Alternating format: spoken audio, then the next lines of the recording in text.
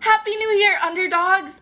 2020 was a long-ass ride, so congrats! You've made it this far. 2021, let's go!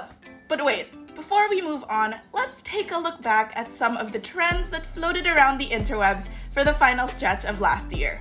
Welcome back to Stans Explain, where we ask you and other stans to help us understand some of the new topics and terms within fandoms and communities. My name is Salve, and last night I listened to Evermore for the 727th time since it came out, and I am now a hardcore believer in the fan theory that Taylor's gonna come out with a third album so she can have a quarantine trilogy. Oh, and I'm also gonna be your guide for today's internet exploration. Let's begin! Early in December, gaming circles were alive, partially because of the PS5 drop, but also partially because of a little game called Cyberpunk 2077. Released on December 10, the hype for this was massive because the game came after an 8-year wait. Gamer and esports manager Astorio gives us the lowdown on this open-world action-adventure story. Cyberpunk 2077 is an action role-playing game developed by CD Projekt Red, or CDPR for short. The game is set in the Cyberpunk universe, a tabletop RPG written by Mike Pondsmith and heavily influenced by the cyberpunk subgenre of science fiction. While video games have existed in the cyberpunk genre, no game has been this big in scope or size. Its focus was to deliver both the wonders and horrors that the genre is popular for, such as humanity's rise or fall, cybernetics, artificial intelligence or AI, megacorporate control, and new social order. Early reviews were very positive. Critics and reviewers praised it for its story, its visuals, world design, and overall cyberpunk feel. But when it officially launched, the game was riddled with loads of issues. While players on the PC enjoyed a more stable and polished experience, players on PlayStation 4 and Xbox One were severely punched in the gut with even more game-breaking bugs and glitches, unplayable frame rates, and terrible graphics.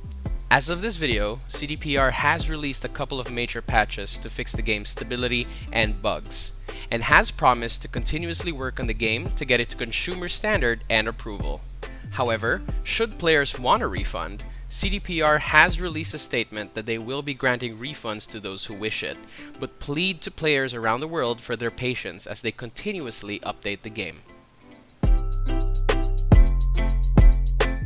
Juan Miguel Severo's BL series, Gaya sa Pelikula, has made stars out of its leading men, actors Paulo Pangilinan and Ian Pangilinan. And although the series finale came out in November, Gaya's stans have kept the moniker PangPang consistently trending.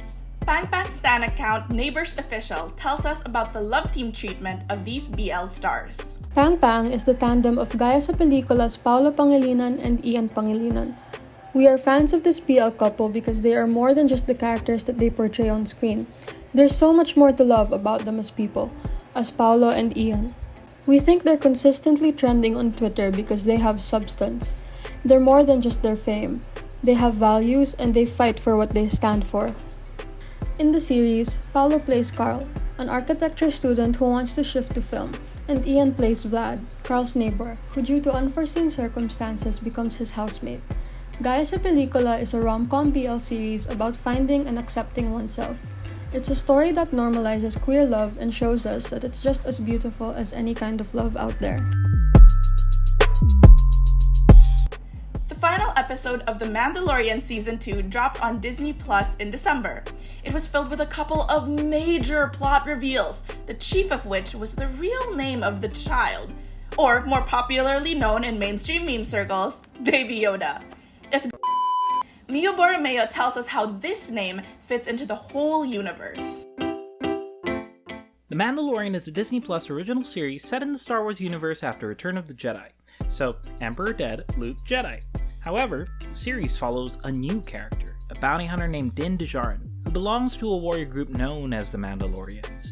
The second season is all about the Mando's quest to reunite Grogu with the Jedi.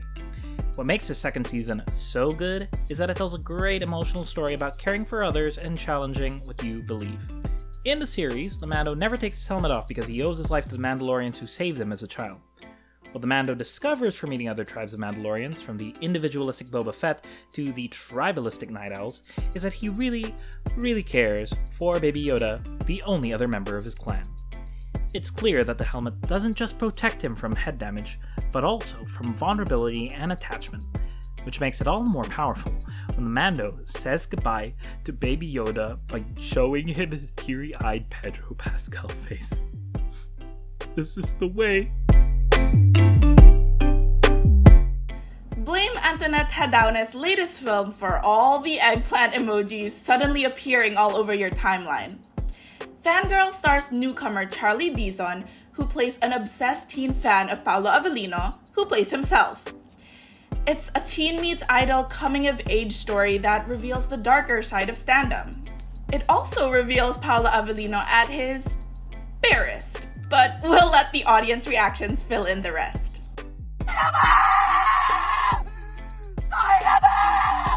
Oh my God, Paulo! Hindi ko inakala na ganon kalaki ang talent mo sa acting. And that's it for this episode of Stans Explain. Thanks for joining us! Curious about something that you think a fan could explain better? Let us know in the comments or slide into our DMs. And don't forget to like, subscribe, and follow us on our socials at ReadUnderdog. See you next time!